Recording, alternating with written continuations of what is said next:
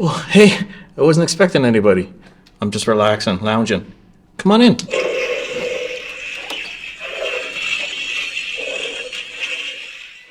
This is actually my very first action figure that I've ever had.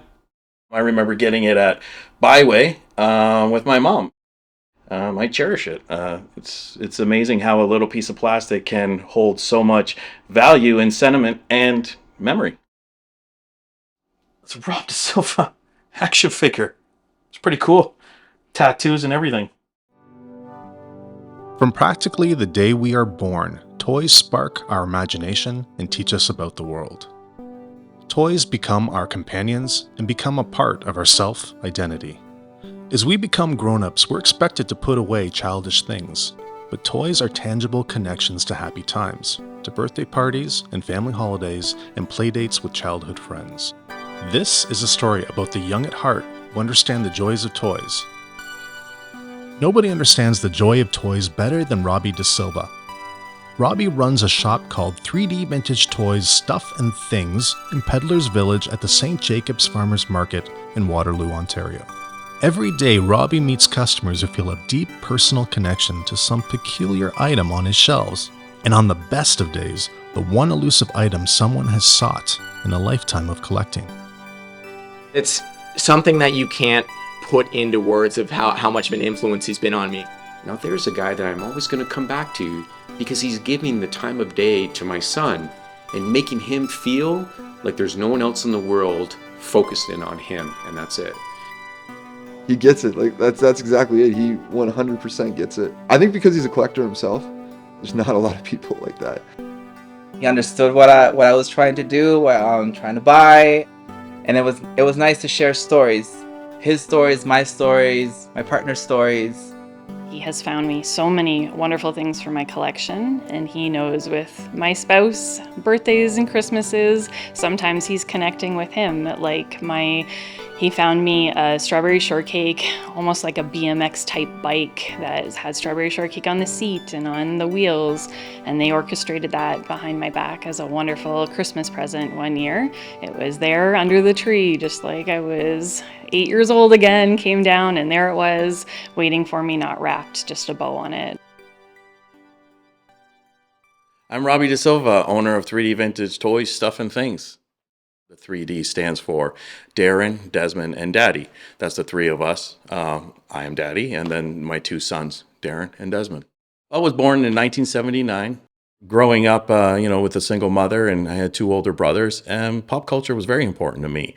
From Saturday morning cartoons to late night TGIF to seeing what's on the prime time and sitting around with your family watching sitcoms, which just doesn't happen today. So I was very lucky in my childhood that I was connected to these things, whether it was playing outside with my G.I. Joes and making little habitats for them, or reading my comic books in a fort that I made in my room just to escape and be in my own world. That was the greatest time for me, and I have such a connection to pop culture because that made me who I am. That was my world, and I do what I do so I can keep a piece of that world with me. My name is Luis Pereira. I'm of Latin American descent, and I would like to introduce you to my pony collection. So my first My Little Pony, I remember going to the store and seeing all these many different kind of My Little Ponies, and my mom said, okay, you can choose one, just pick one. So my very first My Little Pony was Peekaboo baby pony. This is not the original pony that I have with me, but I managed to buy it on box, on card, and I was so proud. When I found Peekaboo baby pony on eBay, I was so happy because I was searching and searching and searching, and I had a budget, and I saw this particular toy, and I was like, okay, it's affordable. I'm gonna get it. I'm not gonna wait. It's now or never. My specific memory with this pony was making a stable for it. So I would use popsicle sticks, and I would glue them and put the pony inside. Yeah. Hours of fun, yeah. My first memory of playing with toys, especially with My Little Ponies, was that I was at peace. I was having fun, and I was just being myself, and I was happy as a child. They brought me joy. They're very colorful, as you can see. My collection is specifically Generation 1 My Little Ponies. I want to be clear that I'm not a brony. I'm more interested in the vintage My Little Pony collection. People, when I show pictures of my collection, they're like, "Where are you? Are you at a toy store?" I'm like, "No, it's my collection." They're like, "Are you for real?" I'm like, "Yes." I'm like, "Do you want to come to the house and see them in person?" I'm like, "Yeah, for sure." And when they come here and they see it for the first time, they're like, "Oh my God, I used to have this, I used to have that. Wow, you're crazy, but wow." A really important toy for me growing up was my Shira dolls. I loved My Little Pony. I loved Dinky Cars. I think it's funny saying that because I don't know if I'm dating myself. They're Hot Wheels Dinky Cars. But Shira was super important to me. I played for hours upon hours upon hours with her. But I think why she was so important to me is at the time, Thundercats and Transformers were on TV, He-Man, even Hercules. I don't know if anyone remembers that one, but and then She-Ra came on, and I just remember looking at this female figure and thinking, "Oh my gosh, she's so cool. She's powerful. She's this kind of woman that I want to be." And so I was really drawn to her. Here's my She-Ra doll. I loved her so much. I couldn't part with her when I was little, and I carried the dolls with me through. How many times have I moved? 20 times maybe. I don't know. I pack them every single time and take them with me everywhere I go. My name is Jacob Chikeen. I live in Ingersoll, Ontario. Been there all my life. I'm 22 years old, and I own a antique and collectible store run out of my place of residence in Ingersoll, fully online, called Chikeen Collectibles. Deal with all sorts of vintage toys, various antiques, all the good stuff that everybody loves. Well, I think I grew up in, it almost feels like the last generation where we really used our imagination playing with stuff, right? I remember I always had these little pirate guys, and I was always into sharks and stuff like that. So that was a lot of what it was. And even still then, I still have some of those toys, right? Like I always cherish those memories, right? So it's fun to see every generation also have that with what I'm doing now. Everybody wants their childhood toys back, right? So uh, definitely that's a awesome memory that I'll never forget playing with those kind of stuff. They're very core for me. A lot of people think that they're just kind of, hunks of plastic, but they're a lot more than that, right? It's a full memory, it's a full childhood, it's a full, you know, it's something that everybody loved, something that everybody always wanted to have. Everybody has memories down to Saturday mornings with their toys, right? And they never go away. My name is Dave Chikeen, and I am Jacob Chikeen's father of Chikeen Collectibles. My earliest recollection of toys was receiving at Christmas time Best of the West and Johnny West, and I'll never forget that. It was a great time for me. The simplicity of it, when it comes to toys, that's what's most important for me. It's bringing you back to a very simpler time. It's about the passion of it. All right, well, my name's Drew Hendricks, and really big Ghostbusters fan. Been that way since I was a small child. So my first memory of the toy aspect of Ghostbusters comes from garage sales. My parents did a lot of garage sales. It's pretty much what we do on a Saturday morning is drive around and hit all the ones that were in the classified section. Yeah, it's I don't necessarily go around and boast about it. Sometimes I get, people are like, "Oh, you collect toys." I kind of do. Yeah, I kind of have a room in a house, some people have, expensive cars. I have a room with shelves and a wallpaper that makes it look exactly like the firehouse from Ghostbusters. My wife was gracious enough to allow me that to kind of take over a room and set it up because I haven't had that since I was a kid. Pretty much, I've been moving. It's been in boxes and everything. So I get a lot of like, okay, and they don't get it. And 9 times out of 10, we get talking about it, and I think I can speak passionately enough about the subject that they start to understand after a few minutes and are like, okay, well that's cool. And then honestly, the more people that I show it to, they're like, oh yeah, I really loved Power Rangers when I was a kid. I wonder if my parents still have those Power Rangers toys. And then, I'll talk to them in a few weeks and now they're on eBay buying a Megazord. You know what I mean? It's like, I think it kind of triggers some emotions in them too. What was on my mind when I was thinking about playing and what it has meant to me was the idea of daydreaming and softness, and that's been a real theme in my life. So these are my stuffed animals from when I was a baby. This one in particular, my mom got at my baby shower. It's an elephant. It has lasted the test of time somehow. I got this Care Bear as well, and I brought it. And my dad gave this to me, so it's just very special to me. I've had it for a very, very long time. And then this is my this is my favorite bear. This is Snuggy. I've had him since I was 7. And I remember it like when we were little, we didn't have like a ton of money. And I wanted this really expensive bear from this department store in the States when we were traveling. And I'm pretty sure my parents were like, no, come over here and buy this bear from the bin. And so I got Snuggy on this trip in Chicago. And Snuggy has basically stayed with me as my like special stuffy. I would sleep with Snuggy even through like high school. Can I admit this? Like university, I took Snuggy to university with me. Snuggy's missing an eye. There's the missing eye because of one of our pets back in the day decided to take Snuggy's eye. So poor Snuggy. Took one for the team. But other than that, Snuggy's doing pretty well. So yeah, this is Snuggy. My name is Courtney McMaster, and I collect 80s toys, especially E.T. and Strawberry Shortcake. I can remember from as early as possible, my mom always made sure I had the it toy. I was never without because she was a single mom. So I remember having Cabbage Patch Kids and dolls. Just even if I had a good dentist appointment, I got a new doll to play with. And E.T., once I saw that, there was no replacing E.T. I carried him everywhere with me, on trips, to school. I was never without my E.T. doll.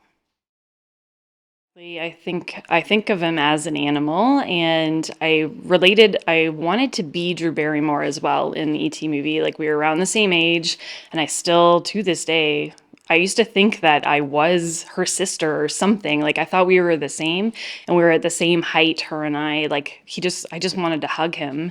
Like, I don't know, and I wanted to dress him up like I think that I would have been her in that movie, and just wanted, like, you wanted to take care of them, but then they were your friend as well. And yeah, I don't know, it's hard to explain other than that. It was just like a pet almost, like that was more human than a pet would be, that because they could talk and they could make things happen and you could really like talk to him. Whereas as much as I love all my cats, it's not quite the same.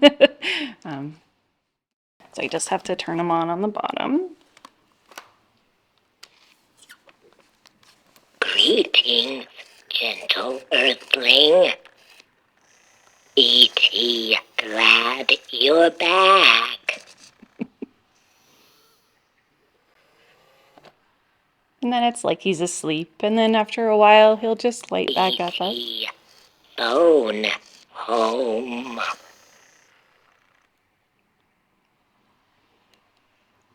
And he says different things, but he just kind of goes off on his own sometimes. E.T. lives far away. Green planet.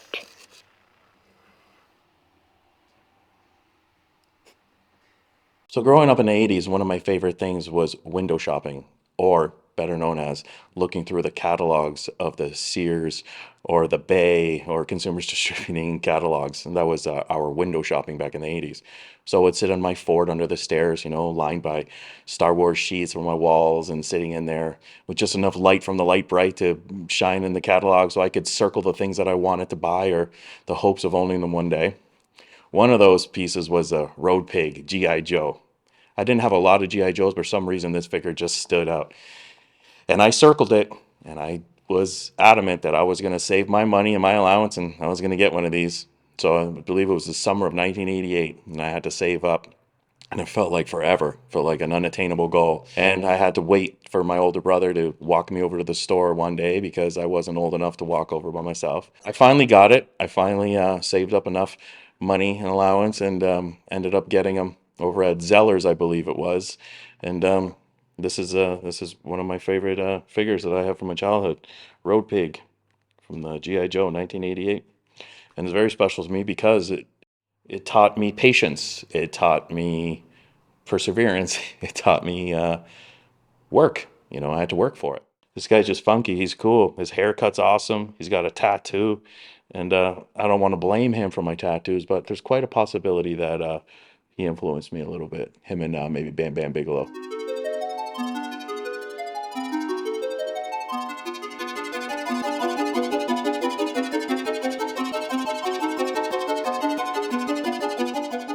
Toy shows are a labor of love and a community unto themselves.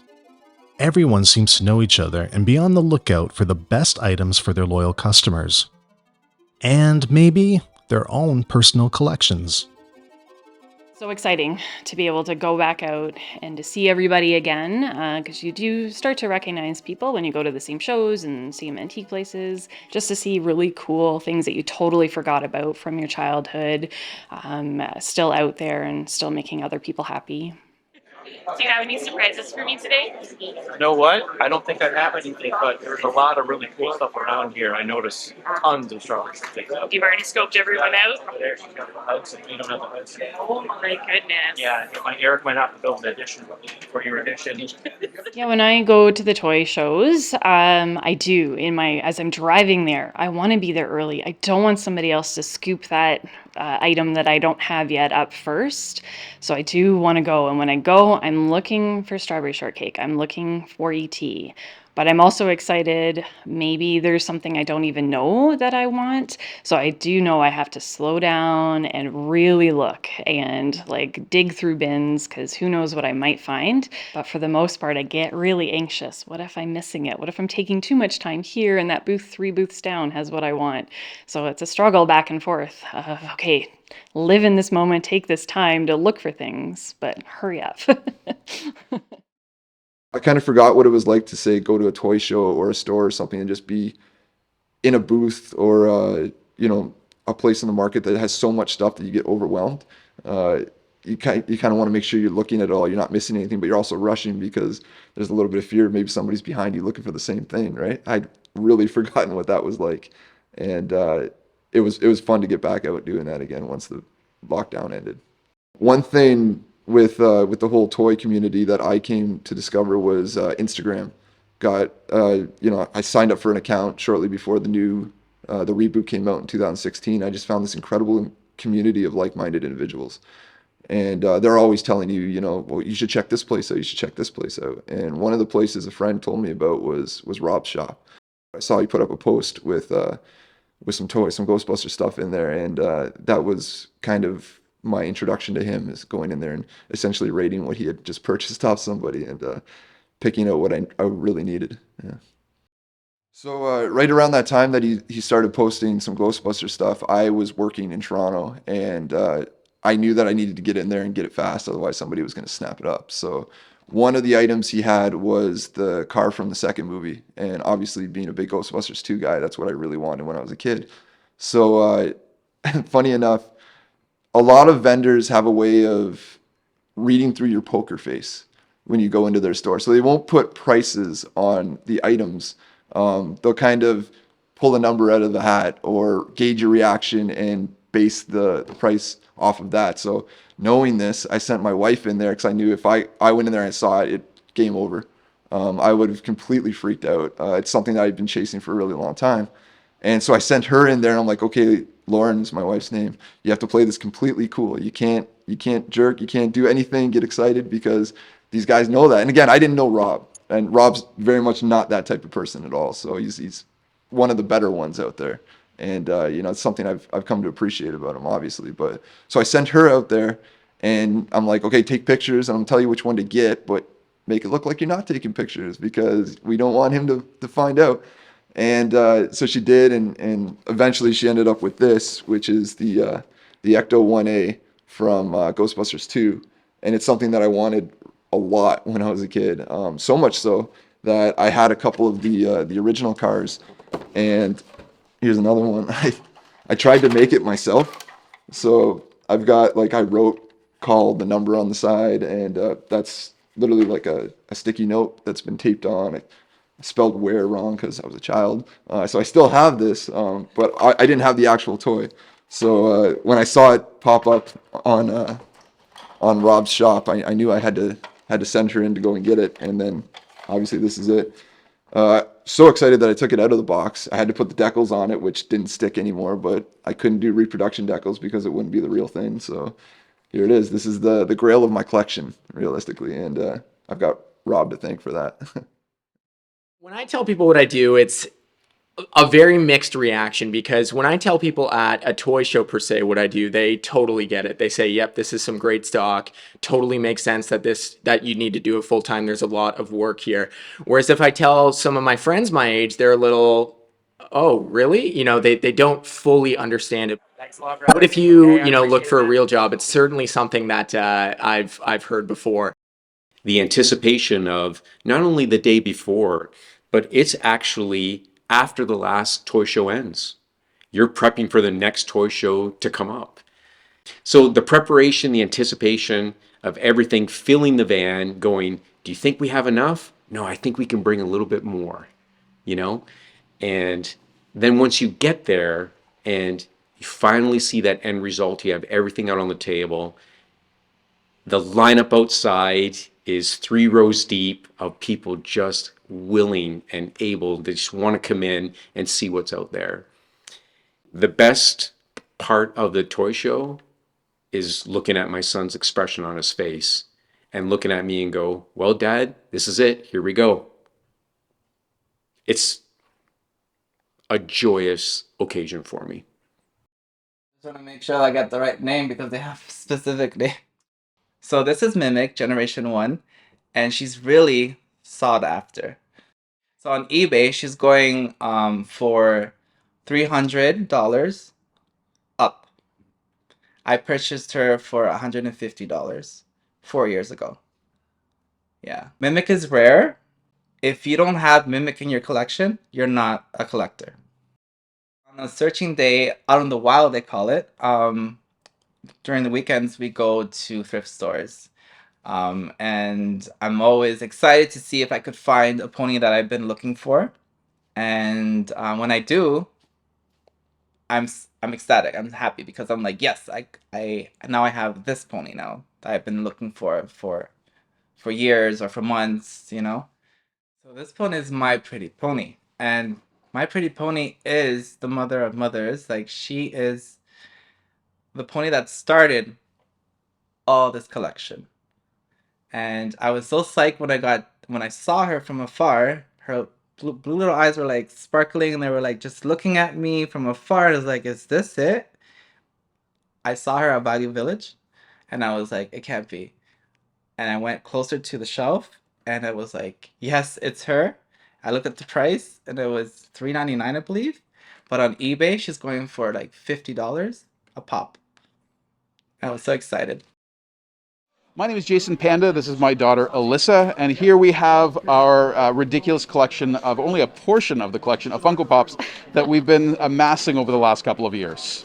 Being here at the Toy Expo is exciting because it's one of the first times we've been able to come together as collectors, as a community, for quite some time. And it's exciting to bring people together that have a common passion, common interest. Alyssa and I would take these little Funko Pop and wander around town and take photos of them in fields, and so take creative photography. So that's really where it started, and then it just grew from there.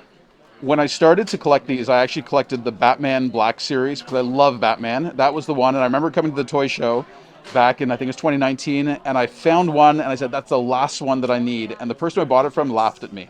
And I wondered why. And then 2.5 years later, I understand it was definitely not the last one.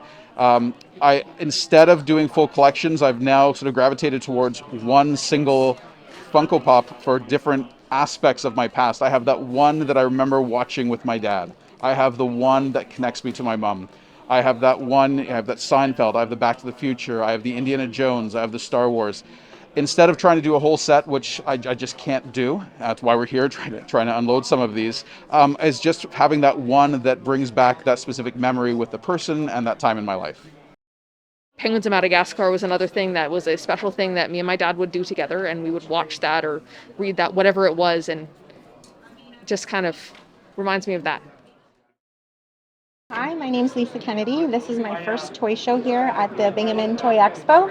I'm having great success and I'm enjoying all the people that are coming through. I've been collecting for probably 20 years, so what I'm selling is my personal collection. A lot of this is just excess stuff that I'm downsizing. I love collecting because I've been a child at heart my whole life.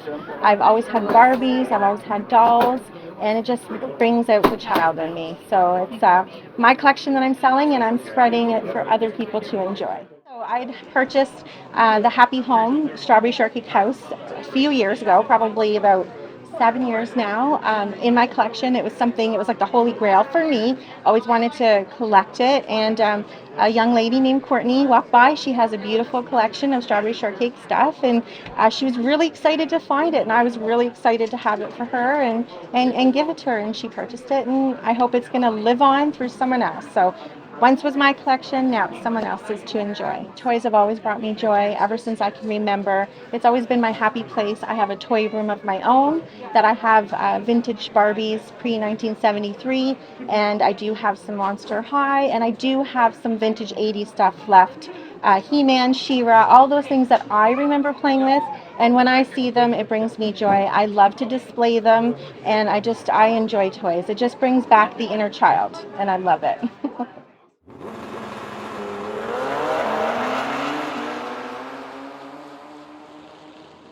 By night, Robbie works as an overnight counselor at a home for at-risk youth. His own journey to mental wellness is a source of wisdom that provides patience and support for these kids, but it is also a job that requires a lot of emotional energy. I grew up without my real father, but when I was about 13, my stepfather came into my life, Pat, and right off the bat, we had a huge connection. We connected with classic rock music, and he taught me a lot about things that I never really experienced. We would go to flea markets and garage sales and then start going to toy shows, and it was amazing. Some days we would go to 2-3 places one day, and we were just traveling around the back roads, hanging out, bonding, and it was really good memories. So things weren't always easy. There was always ups and downs, bumps in the roads. For the most part of my child's life, I was a single parent, raising them and doing the best I can.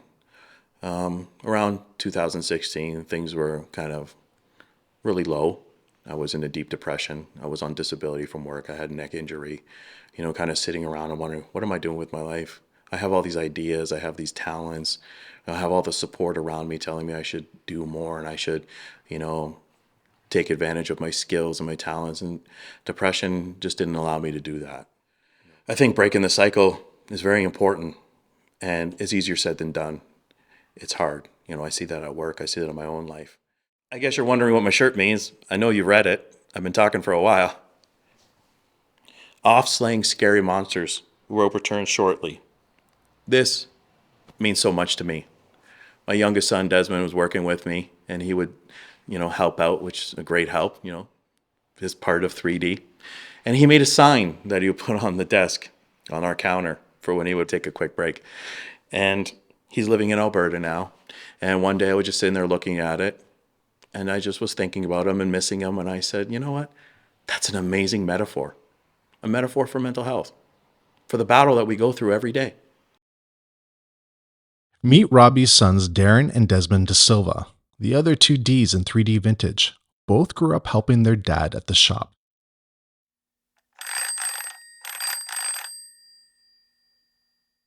My dad's just that creative person. Like I don't know, he's always doing something and creating something. I've never not seen him chase a project. See him accomplish everything he's ever wanted. So the kids get this little bag. It's kind of neat. It's mysterious. And they open it up, and inside is their little monster. And doing that collecting and hobby just kind of helps distract him from like the harsh realities of his day job. It's the work my dad does is a appreciated by a lot of people. You know, it's kind of like he's my dad, so like I don't see it and like experience it, but the impact that he's had on a lot of people and just our community in general is admirable and inspiring. Hello, my name is Darren. I'm son of Rob Da Silva. I would say 3D vintage is a good thing for my dad because a lot he does with his actual job can be a little depressing sometimes and really weigh down on you. I'd say mostly for maybe his mental health, it gets him out and, you know, conversing and talking with people, meeting new people, making new friends, and just new experiences in general. I think it's really helped him. Hey, Greg, how's it going, man? Hey, Rob. Good to see you, dude. Yeah, you too, man. How things been? Been well, Good. you know, out here in sunny California. Robbie is having a virtual catch-up with longtime friend Greg Mishka Rivera in Los Angeles. It makes, you know, I like collecting stuff. I like having stuff around me. But, you know, I think that, I think ultimately it brings joy. It's just like, you know, sometimes it's, you know, it could also be stressful just depending on like, you know, how you're doing that day. So, but in general, you know, it really, it kind of like keeps me happy, keeps me motivated. It's like one of the few things, it's like the one thing that I really enjoy doing. Like I really enjoy like digging through collections, going through like stuff, finding cool things. Yeah, I mean to me that's still like the funnest part about collecting, right? And digging and stuff is that, you know, you just, when you think you've seen it all, you know, something else pops up and it just like blows your mind, and you're just like, I can't even believe this exists. Right. I'm not at a point where I have this imaginary house that I thought that I could show off all my toys, and you know, and it got to the point where I'm just like, you know, like what's the point of having it in storage, right? Like, You know, if you look around my place, you know, you're at my place, it's pretty much the same as it is then. You know, and I was like, it's almost like a form of therapy. You know, this is me being in my room as a kid and being surrounded by these things that were my world, that made me feel safe and made me feel happy.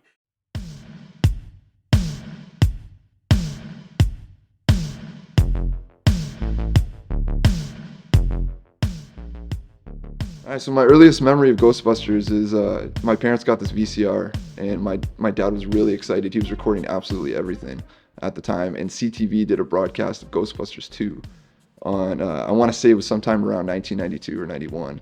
And of course, he recorded it off of TV, and I got to watch that one, and I was really drawn to the way it looked visually. The effects were incredible. The story was incredible. Oddly enough, the pink slime really got me. And I watched that like on nonstop for probably a good 3 weeks. And oddly enough, my dad worked in an auto body shop, and he got a bag full of rags one time. And this was in and around that same time. And in that bag of rags was actually the shirt that I'm wearing right here. With me and Ghostbusters, I think it's just one of those things that grabbed me at such a young and impressionable age. And not to get all sappy about it or anything, but you watch, you know, shows, you talk to other people who collect certain things, and they all come from a standpoint of that's what they did before things kind of took a turn in their life. And, you know, obviously things happen and you get older and you have to deal with things a different way. But when you're a kid and you have this kind of blind innocence that you're not cognizant of what's going on around you. So I was really into Ghostbusters when I was a child, and my parents ended up getting a divorce, and that's what happens, and that's fair. But for whatever reason, I link Ghostbusters back to that happy period before the divorce, and before I had to necessarily accept the fact that, you know, things happen that you can't always control. So for me, it's very much a comfort level. I go and I put these movies on, and it takes me back to that feeling that I had when I was a kid before, and again, not to get all sappy, but before the world turned, so to speak. And so I will always have that feeling with these movies, with the franchise in general. It always invoked that same feeling within me. And I think that's why I always stay with it, and I can't really get tired of it, because any given time, doesn't matter how bad of a day, week, month, year I'm having, I can just throw these movies on and I escape. I escape, or I go in and buy a toy, or interact with somebody from the community. It's a full on escape from, I guess, the rigors of being an adult, so to speak. It just takes me back to being a child. These customized ponies are special to me because they represent pride. I remember growing up with the typical Batman, Ninja Turtles, G.I. Joes, typical male toys that you were expected to play with as a male child. When I had My Little Ponies, I would bring them to school, and I was picked on. My first grade teacher spoke to my mother and said, "I feel it's best that your son doesn't bring a My Little Pony toy with him to school because he's picked on." So my mother was not very supportive of me having My Little Ponies. When I did have a My Little Pony, she would tell me to cut the mane of the hair and just leave the tail because she wasn't happy me combing the hair or braiding the hair. She felt it was too feminine. So at this point in my life, growing up and finding myself and buying things that interest me and making me happy, I said, why not? I said, they don't do anything to no one. It's just my collection. I'm in my own tranquil area. I'm at peace. So, yeah, Shira was such an extremely important, powerful female character for me because there weren't many at the time on TV, in the toy stores, in the girls' aisle. It was mostly Barbie, My Little Pony. I mean, they're great toys. I love them. But Shira was really differentiating in that she was such a powerful figure. And that I think is really important because I would tend to want to go into the boy aisle. I loved Thundercats. I loved Transformers. So sometimes I would get my mom to take me into the boys aisle because they had some cool action figures. And Shira was the only one that I could find in the girls aisle that was a powerful female figure for me. And I find that's really important because now that I have a son, that experience as a child stuck with me. And when I brought my son to the toy store when he was little, I remember going through the aisles, and the girls' aisle was pink and the boys' aisle was blue, and it had guns and trucks, and the girls' aisle had bracelets and makeup and Barbies. And I just thought, man, okay, there really hasn't been an instance where we're making things a little bit more non-gender specific.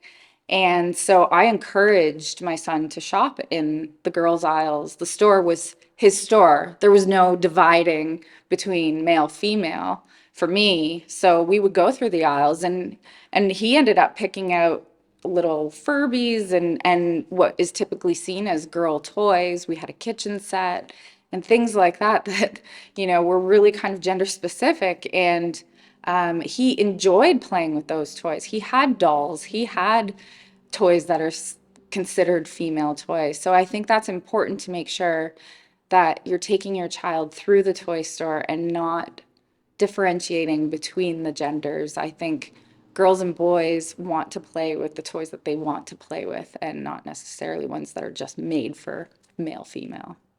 So learn how to play. Let things go. Let go of some of the conditioning that we've learned and get back to that stage of childhood and adolescence where you can just do stuff for the fun of it. We need that in our world right now more than ever. I have young boys come in and they're buying My Little Ponies, which would be considered a brony. And then I have young girls come in and they're looking for monster trucks and Godzillas and monsters. I love it. I think it's fantastic. And I really do see these families that come into the shop, and it's almost like a therapy. I gave the kids a reason to wake up in the morning. How many parents tell me, oh, thank you for being here. I got my teenager out of bed because they knew they could come here and probably get a wrestler or an action figure or see what new stuff you got. So I love that I brought some families together in the last 6 years, and they've made it traditions. I see the same families every Saturday, every Thursday. I've seen kids from the womb, and now they're walking and handing me pictures of their favorite Transformers. It's pretty cool how I've been a fixture in these families' lives. I'm the toy guy. And there's Rob. They all know me, the crazy-haired toy guy. I love that feeling. So I know when people come in there, they're transported, almost like a portal, another dimension. And it's hard to describe, but it works. They come in and they just transfixed in their eyes, and they're just looking at everything. And it brings up all these memories that they forgot, things that they forgot for a reason, some things they forgot just because they forgot. So it's reconnecting with those things, seeing that Cabbage Patch doll that you totally forgot about, but now you remember how happy you were when you opened it up in 1984. Or that wrestling figure that you got from your birthday, or, just one of those things. And it just sparks that memory that you filed away long ago, and you walk in and it's just like, hey, remember me? Let's talk. It's kind of that feeling. It's like running into an old friend. Really is. I think that there's, very few cases where you could say, hey, mom and dad, I'm going to pursue selling toys full time when you're 22. Both my parents gave me that support. I would not be here without them. And I'm living the dream quite truly, being able to do this full time, go across Ontario, picks, finding these incredible collectibles. But it was the motivation to do it. Yes, you can do this, Jacob. Go for it. Why can't you? And that was the biggest thing. And that's what I kind of want to tell people with your kids. They'll know if something isn't working, right? If you give them the support, it's just going to motivate them further. You want your kids to be in something that they're passionate about. And that's what my dad realized with me. I love it. I can't wait to retire and be able to work for Jacob full time for free and go picking. Trying to find something that someone else really wants, and it's going to make them happy. I always found that going out with Jacob on picks, whether it's garage selling, going to a market, antique market, or to a show, is being able to find that one thing that someone else is going to love and bring them to a happy place of where I'm at. One of the things that I tried to instill with Jacob is listen to the people that have it. Listen to what they're telling you. It's a history lesson that brings memories to them. So this toy has now had years of memories with one individual, is exchanging hands, and hopefully it brings years of memories to someone else. To me, my toys mean happiness. When I come into this room, I forget about my worries, and I just get to sit down and just be wowed about the accomplishment that I just did. And I never thought I was going to have this collection, to be honest. Maybe sometimes you give something away to a kid for free because it puts so much joy on their face, a big smile. I think we're all trying to recreate our childhood in some form or another, be it with our own children. We're trying to pass down what we loved when we were kids, or just trying to find that happy place. And I think I've inspired more than a few people to kind of dig into that themselves. Nope, I don't have children, and I won't have anyone to pass this on to. I wonder what will happen to them later. Will anybody even know what strawberry shortcake is in hopefully 40 more years when it's not my collection anymore? Where will it go from there? And it's scary to me that somebody may not know what an ET is or a strawberry shortcake is at that point in time. But I really do hope it does live on in somebody else's collection at some point, but not yet. I remember when I was a little boy tearing open a large orange Garfield stuffy on Christmas morning. The joy I felt as I squeezed him in my arms is still tangible to me to this day. I had night terrors, and as I would fall asleep, nervous about the monsters that would visit me in my dreams, I remember scratching at Garfield's big plastic eyes, knowing that it would all be okay. We could all use some of that comfort in our grown-up lives. Playtime may be about collecting, but it is also about remembering that time before our innocence was lost. Being a kid should be a big part of being a grown-up. big, bright world.